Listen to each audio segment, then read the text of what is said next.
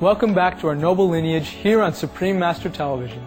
Today we are following author and philosopher Stephen Knapp on his journey within as a member of the Hare Krishnas, which inspired him to bring more understanding to others of the Vedic and other Hindu texts of ancient India. The Vedas are known as the language of the gods, or divine concepts written in terms humanity can comprehend. Dr. Stephen Harefield, a distinguished American monk, Zen priest and author, explains. The Vedic texts are the oldest known philosophical texts about life. And the Brahmins, the Jains, and even the Buddhist sutras to an extent, and even the Krishna philosophies to an extent, all originate out of that one. Even the biblical texts actually originate in some fashion or another out of that text. Among the world's oldest written texts are the Vedas, that consist of 4 main sections called Samhitas: the Rig Veda, the Yajur Veda, the Sam Veda, and the Athar Veda. The Rig Veda is the oldest section and was compiled around 1500 BC. The Vedas are said to have been received through divine communication and deal with all aspects of life, both physical and spiritual.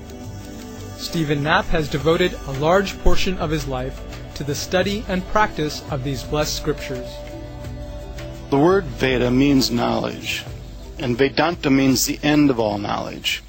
If you follow knowledge to its ultimate end, you reach what would be called the absolute truth. So Veda means knowledge or spiritual knowledge, which is the basis of the primary Vedic Samhitas, which is the Rig Veda, Samaveda, Atharva Veda, and Yajur Veda.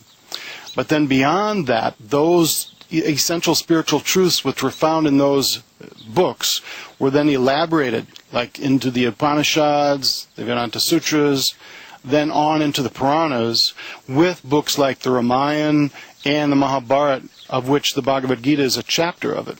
So it took those basic truths and expanded them and made it much more easy for the rest of humanity basically to understand and grasp. So I've read, all kinds of books on different philosophies and stuff, but I have yet to find the elaborations as clear and as deep as what you can find in that Vedic literature. It gives you the methodology, which is practically the most important thing, where you can purify your consciousness and actually begin to see through the eyes of spiritual perception.